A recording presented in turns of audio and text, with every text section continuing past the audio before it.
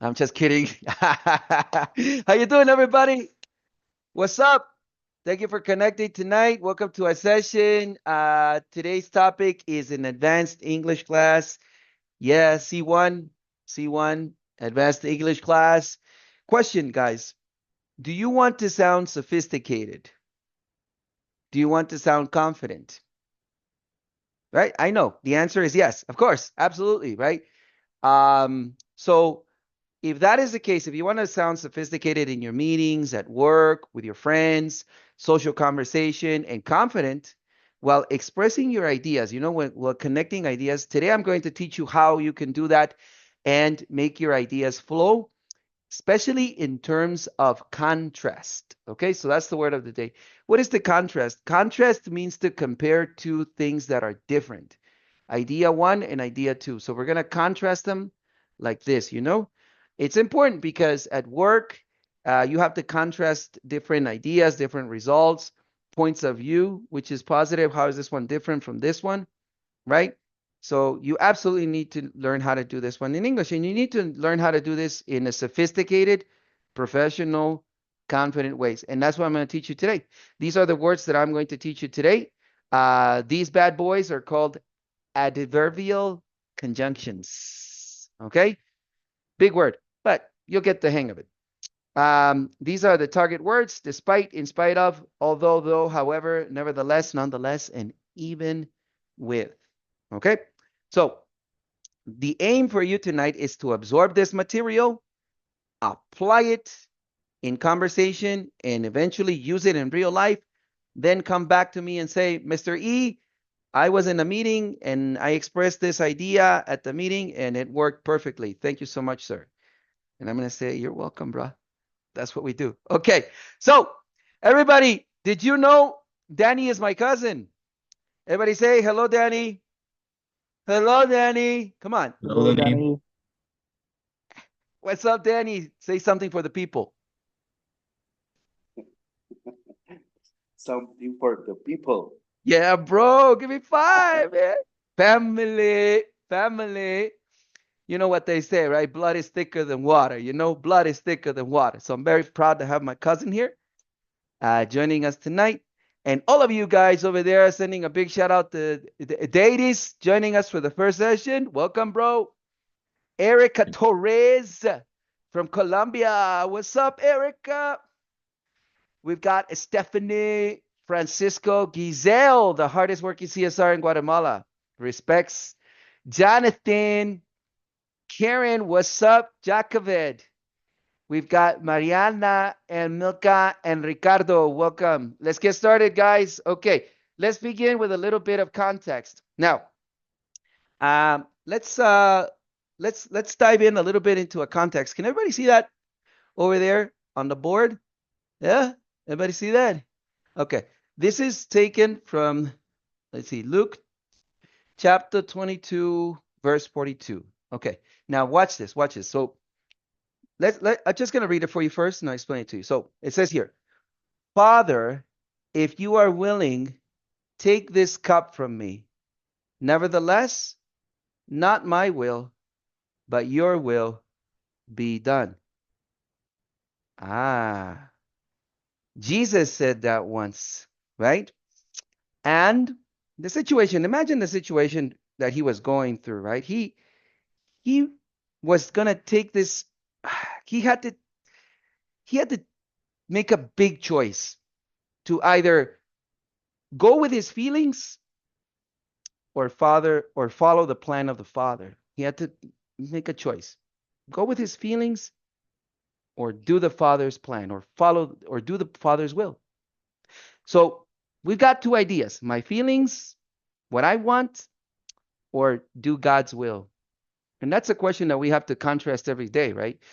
In this example, Jesus says, Father, if you are willing, that means if it's your desire, your wish, not my desire, your wish, take this cup from me. Cup.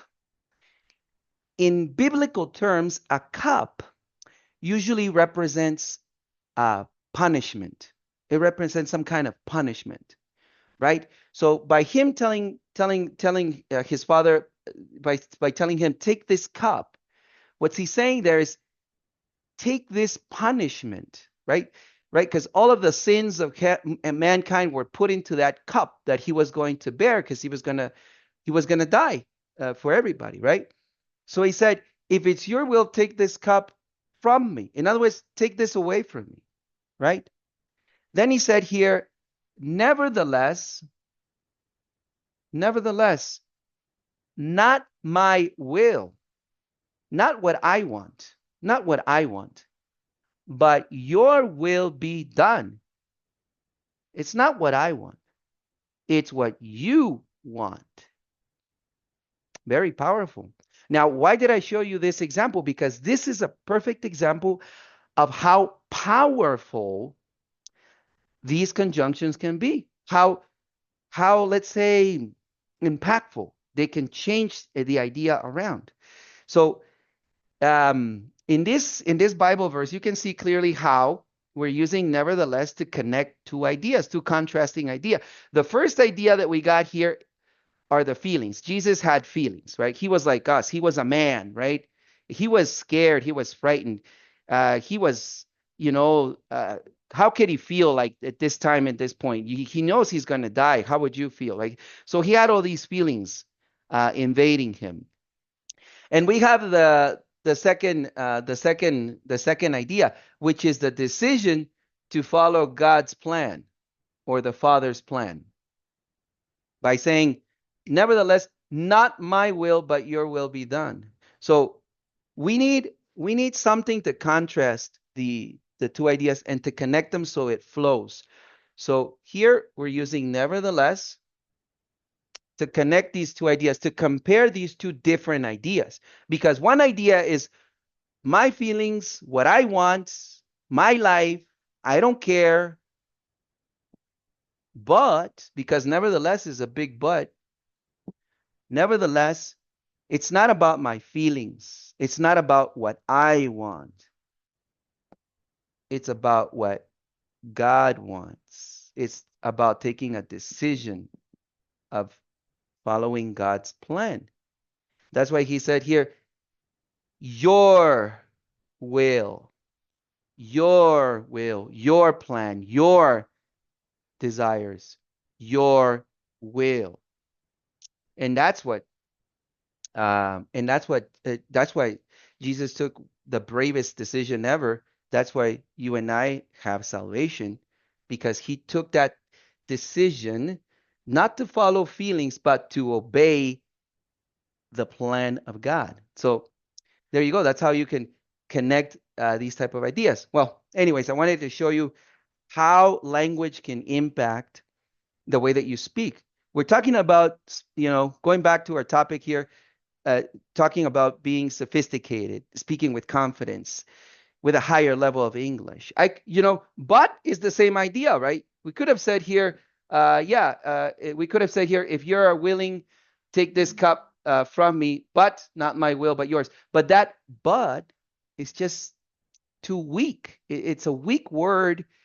It doesn't go with this context, this powerful idea, right, that we're trying to communicate here. So we need a stronger word, and that's what we're learning today. Language that conveys stronger meanings, stronger ideas, connect very deep ideas. These are deep ideas, very difficult situations that are going here, right? Very important things. They're not just like, oh my God, I went to the store and I bought a soda, but it was cold. That's just ordinary stuff, right? A but is appropriate for that type of ordinary stuff. However, there are going to be instances at work, at university, while you're writing your thesis, while you're in a meeting explaining to your boss, right, the difference between these results and these results, right?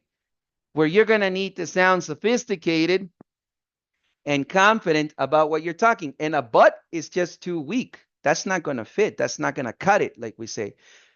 We need more profound language. And that's what our point of discussion is for today. Okay? So let's take a look at what we got in store. So we've got all of these are going to contrast. They're going to compare two ideas, right? They're going to compare opposite ideas, opposite points of view, right? Just like the feelings of Jesus were opposite to what God's plan was, right? So in the same way, we are going to use these words. And look at this. Consider this like your toolbox, you know? Like a toolbox. This is a toolbox, right? I don't know. Some of you guys know what I'm talking about. So you got a toolbox.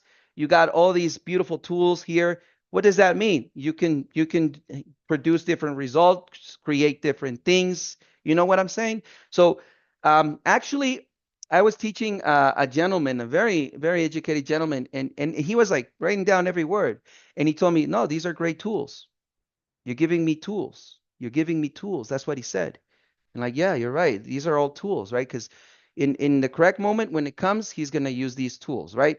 Okay, so let's take a look. So we got despite, in spite of, although, though. There's going to be like little differences that we're going to discuss today as well. We've got however, nevertheless, nonetheless. Did you know that you can use however to and nevertheless differently, although they contrast, they're different because you can connect, let's say, a negative idea, right, with a however, with a nevertheless, and connect it to a positive idea, right? So it's perfect when you have to explain difficult things to your boss. Oh, look, the sales were not met this month. Nevertheless, we were able to create more leads this month. So we transition from negative to positive, and this is the flow of the idea. So if it flows like this, people are gonna get you, people are gonna understand you, and you're gonna be awesome, right? And with the however, it's gonna be the other way around. I'm gonna explain that in just a moment. So from the however, you start with generally something positive, and when you flow with a however, it turns into something negative. So you start with a positive and then the negative. So you could say, you know, um, I really love McDonald's coffee, right? Oh, it's great. However, it gives me heartburn, right? Gives me heartburn. So I'm starting with the affirmative, the positive idea, and then after the however, I'm contrasting it to a negative idea. So I'm like flowing from positive to negative with a however, and with a nevertheless, I'm flowing from a negative to a positive, and that's absolutely cool, right? So we're gonna take a look at that, do some activities, got some speaking practice for you, and we have a quiz. So everybody, could you please load the activities? Let's get started. All right. Oh, I see everybody joining us tonight. That's good. That's good. That's good. So everybody, let's go to the activity page. Would you please? Okay, let's go to the link. Load it up. If you're there, say I got it, coach. Are you there? I got a coach. All righty. Got it. Okay. So I need you to write. I need you to be participants of the session, not just not observers. So I need you to type in and participate. Okay, let's get started over here. So in this booklet activity, we're going to work with adverbial conjunctions, and you guys will work on the examples at the same time. Okay, so it says here, advanced adverbial conjunctions. Who wants to be my volunteer reader for this paragraph? Who would like to introduce the paragraph for us? I need a volunteer. Who would like to read? Let's see. Who wants to read? Who would like to help me? Oh, guys, just one guy at Me a time. coach. All righty. Okay. Go ahead, please. Read the introduction where it says objective. Thank you. Objective. By the end of the lesson, students will be able to use a range of adverbial conjunctions to contrast ideas in complex sentences, enhancing fluency and coherence in both spoken writing English. And I will continue. Yes, please. What's something you managed to do this week despite being really busy?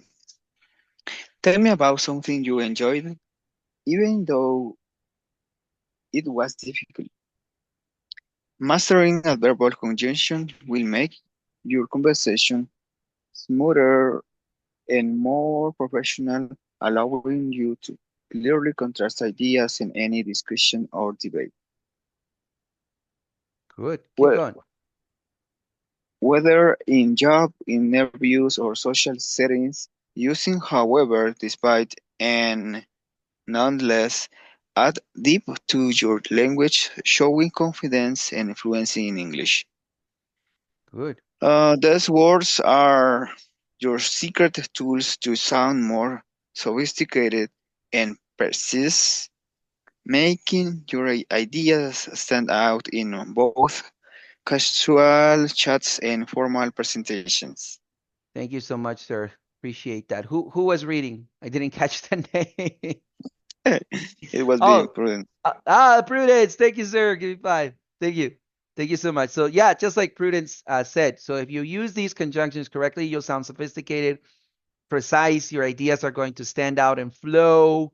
So let's get started. Let's start with the first one over here, boys and girls. We've got despite and in spite. Here's the explanation. So use the contrast, two ideas where the second part is unexpected.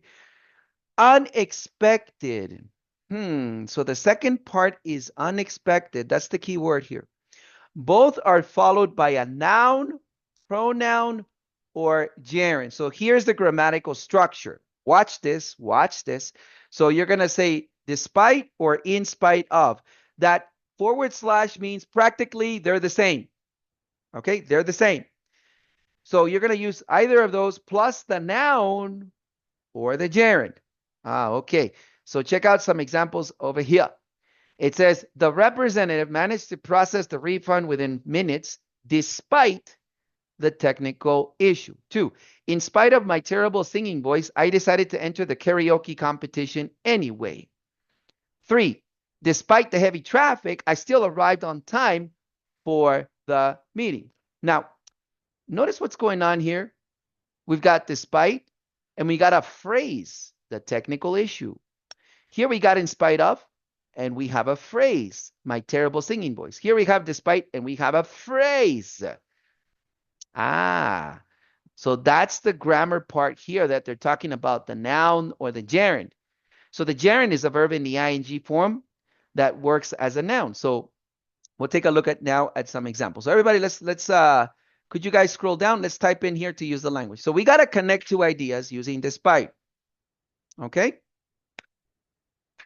We got A, I arrived early to work. B, the traffic was terrible. So let's start here. Let's start with despite. So despite, everybody type it in. Despite, right? Despite, let's say despite the traffic, right? We could just say despite the traffic, admit, despite the traffic, put a comma because you're starting with despite. Despite the traffic, I arrived early to work. Period. So everybody's typing it. So despite the traffic, I arrived early to work.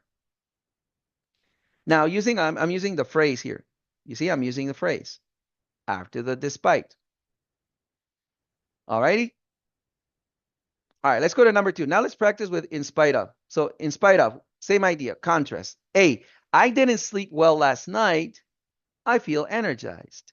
Now let's connect.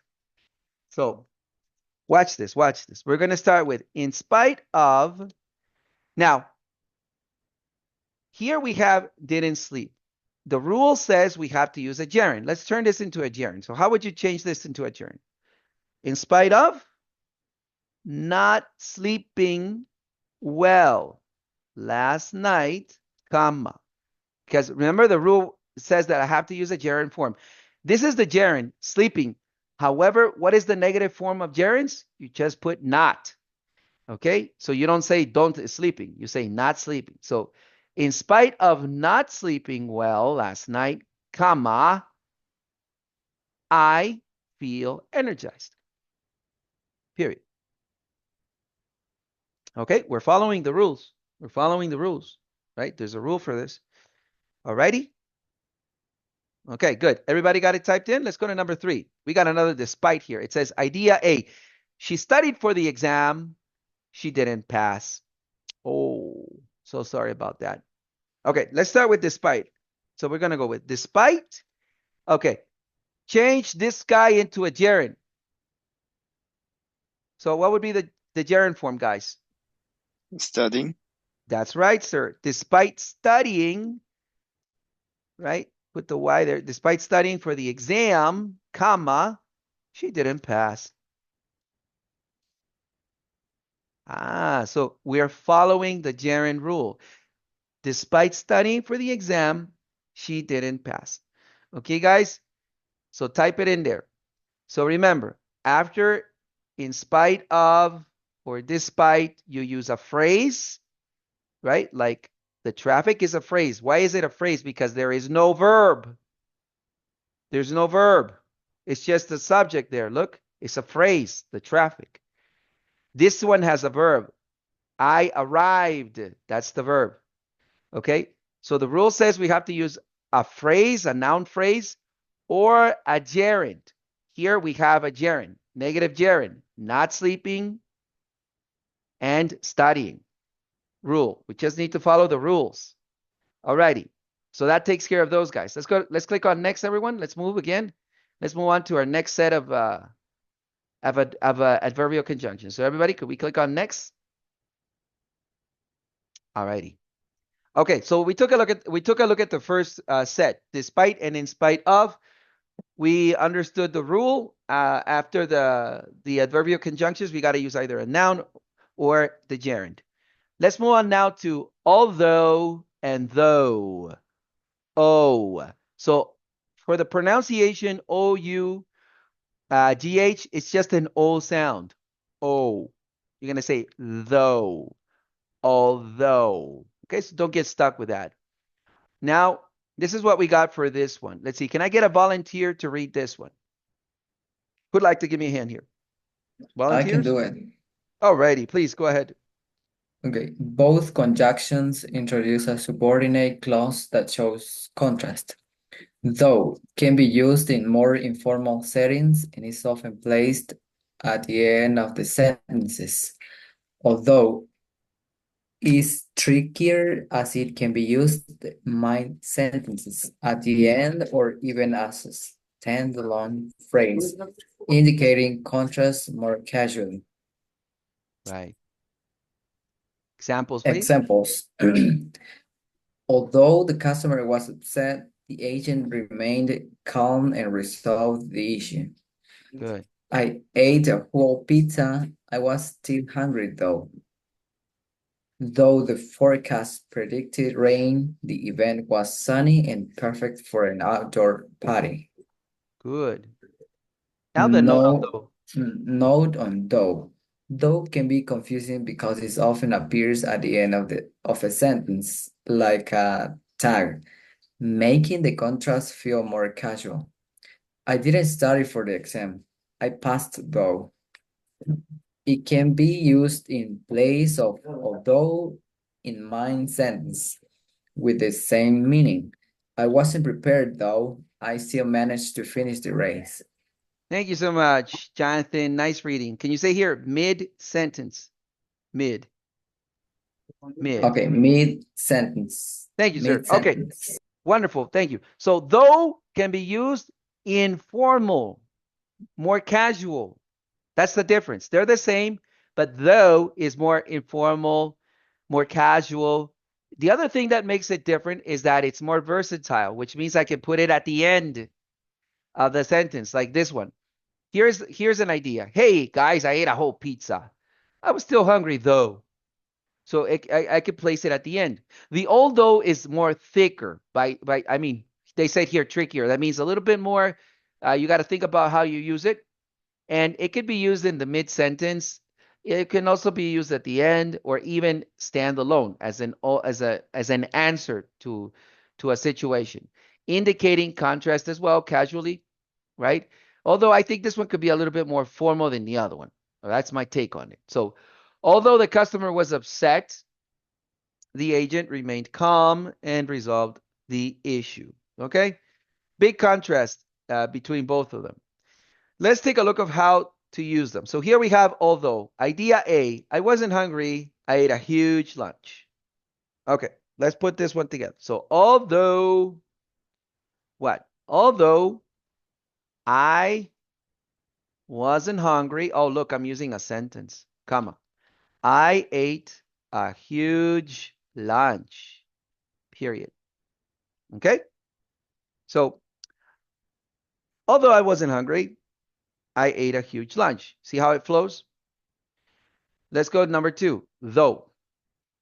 The product was out of stock. To be out of stock, that means that it had depleted. It was not available anymore. B, the customer was satisfied with the solution. Okay, so let's try this one. How about if we say the product was out of stock. The customer was satisfied with the solution, though. Let's try that order to put it at the end. The product was out of stock, period. The customer was satisfied with the solution. Satisfied with the solution. Type it in there like a nice secretary, period. All right, so everybody got it there? You could have started by saying, though the product was out of stock, you could have started with that, with the beginning, at the beginning.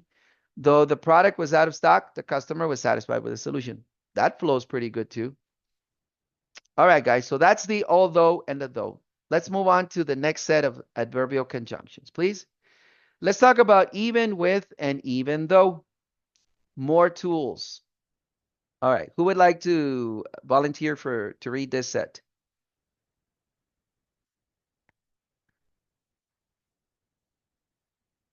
Who'd like to volunteer? One person at a time, guys, Yeah. please. Me, coach. Alrighty. Who's there? Ricardo. All right, go ahead, Ricardo. Even with contrasts a difficult condition with an unexpected result. Even though is used similarly to although, but emphasize the contrast more strongly. Nice. Structure, even with plus noun. Structure, even though plus subject plus verb. Good. Sample. Examples. Even with the server outage, they managed to keep the service running smoothly. Even with my clumsy feet, I somehow managed to nail the dance routine. Good. Even though the tickets were expensive, we decided to buy them because it was once in a lifetime opportunity. Thank you so much, Ricardo. Nice reading. So this is the key takeaway. So a difficult condition or unexpected result is expected. The difference between even with and even though is in the structure. Even with a noun or a gerund, and even though structured with a subject verb. So that's something to consider. So even with, we have the noun phrase, the server outage. This is a phrase because it does not have a verb. Even with my clumsy feet. This is a phrase because there's no verb. The clumsy here, by the way, means like not careful, not paying attention. Number 3, even though, okay, now with even though, after that we need subject verb. So we have the tickets, subject, were, the verb. So the tickets were expensive. So that's something you got to watch out for the grammar. Okay, let's go ahead and do the example. The team had no practice for weeks. They won the game. Okay, let's start over here. So they won the game, right? They won the game even though what? Even though this is one structure. Even though, The right? team has not. All right. Who spoke there? Who spoke? Mary. The team. Oh, yo, Mary, what's up? Mary, quite contrary. How you doing tonight? Fine, Practice. teacher. Oh, good to have you here always. Okay, so they won the game even though the team had no practice for weeks. Thank you, Mary. You got it. Let's go with number 2. Even with. A, I worked overtime every day this week. I couldn't catch up with my assignments. So let's see, how would you connect this one? I want to hear your ideas.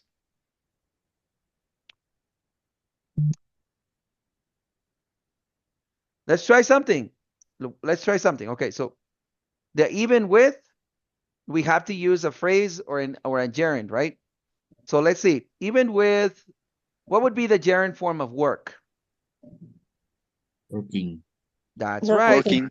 Okay, so everybody stop it. So even with working overtime every day this week, comma, remember, if you start with a conjunction, you got to use a comma, and then copy the other one. I couldn't catch up on my assignments. Okay? Mhm. Oh, advanced English. Even with working overtime every day this week, I couldn't catch up on my assignments. Looking good, team. Let's go. We got another set to go. Oh, this is a bomb. I'm going to read it for you. So we got however. We use however in this way. Pay attention to this one. You're going to miss out on this one. It says here, however links two contrasting ideas, often presenting a surprising or unexpected negative point after a positive one. Structure, positive statement, however, negative statement. Here's an example for customer service. The order was processed quickly. However, the shipping was delayed due to bad weather. So you have good news, processed quickly, delayed bad news. Lighthearted, like for everyday conversation. I love chocolate, positive. However, I'm allergic to it, so I stick with vanilla. You see, negative. The meeting was productive. This is for business. Affirmative, positive. However, we didn't manage to finalize the budget. Negative. So there's the structure with however. That's the secret. I told you. Here's another big secret. Number 5. Nevertheless and nonetheless. They mean the same. Nevertheless and nonetheless. The difference could be that nonetheless is more formal, while nevertheless could be a bit more casual. Here's an explanation. These conjunctions emphasize that something happens in spite of a negative condition or expectation. They are often used to introduce a positive result after a negative one. So usually we start with the bad news, nevertheless or nonetheless, and then we introduce the positive one. This is so cool when it comes to customer service. We taught a whole account, almost 200 agents to use this when they have to give the bad news, to the customer. Here's an example. The customer didn't provide all the necessary documents. Bad news. Nevertheless, the agent found a workaround to help them. Good news. Lighthearted, everyday conversation. I didn't train much for the marathon. Bad news. Nonetheless, I managed to finish it and grab a slice of pizza at the end. That's positive. The weather was terrible. Bad news. Nevertheless, the event was a huge success. Good news. You see how it's done? Okay, let's do this one quickly. We got 2 minutes. Nevertheless, he forgot his umbrella. He didn't get wet. Okay, let's start like this. He forgot his umbrella. Bad news. Period. Nevertheless, put a comma after this guy because it's a big word. He didn't, right? He didn't get wet. Is that positive? Yes or no? That's good. Number 2, however. Okay, I wasn't hungry. I ate a huge lunch. Let's see. I ate a huge lunch, right? Positive, because when you eat, that's a blessing. Period. However, comma, bad news. I wasn't hungry. I was being a glutton, just eating for pleasure.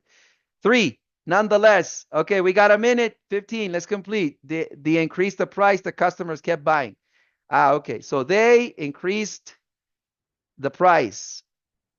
Period. Nonetheless, look how sophisticated you're going to sound. Put a comma because it's a big word. You got to put it between a comma and a period and between a comma because it's a big word. The customers kept buying the product. Okay. All right. So that's a wrap. You see how the ideas flow? Oh my God, look at you in your meetings. You're going to impress everybody. Okay, so come back for the speaking. We've got a nice speaking practice in the next part. Take a 10-minute break. When we come back, we're going to continue with this awesome class and we got a quiz. All right, see you in 10. Don't miss it for anything.